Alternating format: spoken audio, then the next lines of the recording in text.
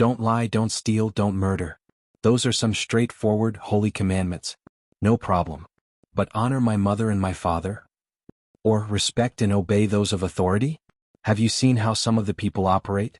Are you kidding me? To me, these were religious red flags. They were great examples for why Christianity was simply another form of government control over their people. You are asking me to honor, respect, and obey people of the utmost hypocrisy, abusive, manipulative, and selfish behavior? Seems like a psyop to me. I struggled with these until I found the clauses in the contract. A clause defines the specifics of an agreement and makes sure all parties are aware of their rights and responsibilities. God's commands are not one-sided.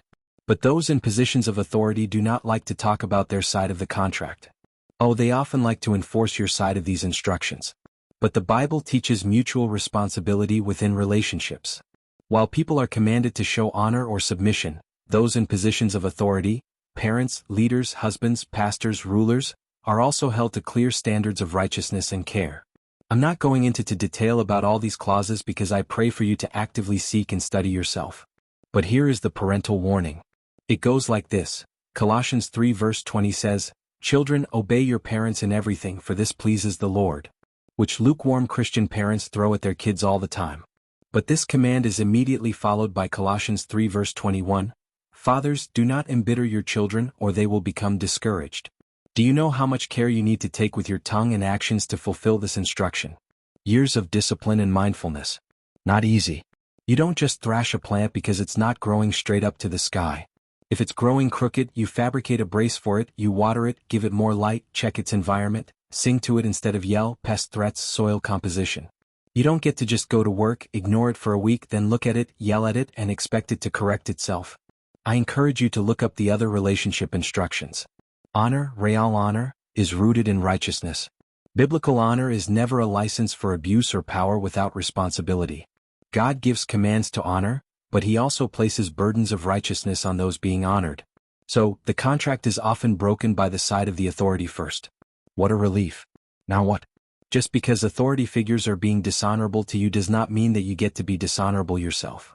While you are not instructed to have blind obedience, tolerate sin or abuse, or pretend they are good when they are not, you contract with them is null and void but not the covenant with God.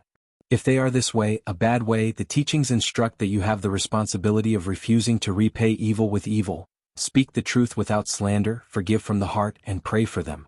Which, by the way, if you're not good at forgiveness, I would suggest praying for those you hate. God does not command you to honor and obey the dishonorable and unrighteous. But he adds a lesson. And to clarify, by unrighteous, I don't mean perfection. I mean actively, intentionally, consistently trying to do the right thing. But you were still trespassed on. You were still hurt. How does one heal from this? Because that's the real goal, right? Here is where it gets into deeper teachings. What do we do with that pain? How does one reconcile the hate we may have for our parents and leaders and those in positions of authority because of how they treat you, or even for how you see them operate in the world?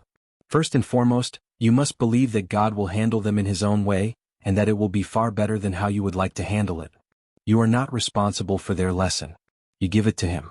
Then you try to act like him by extending grace and forgiveness, even if they don't deserve it. And you pray for their transformation and healing.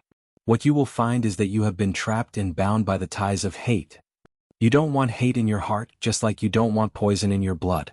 The teaching of the Christ are the methods used to detox the infection of hate. By following this righteous path instead of reacting how the world would find just, you preserve your own growth and ascension. Recognize the level that they are at, the vibration they live in, the frequency they are pumping out, and forgive their transgressions so you can be forgiven for your own secret transgressions and can then sever that which is holding you in a lower frequency like a chain and anchor. The ancients knew that hate is the devil's doorway. You cannot learn the teaching of our Savior without passing the tests of the devil. Remember, God is everything, God is both. We live in a matrix of cause and effect. The teaching of the Christ is a manual for a good way to operate within this system, keep the balance, and eventually go back home when you die instead of coming back here to learn more lessons.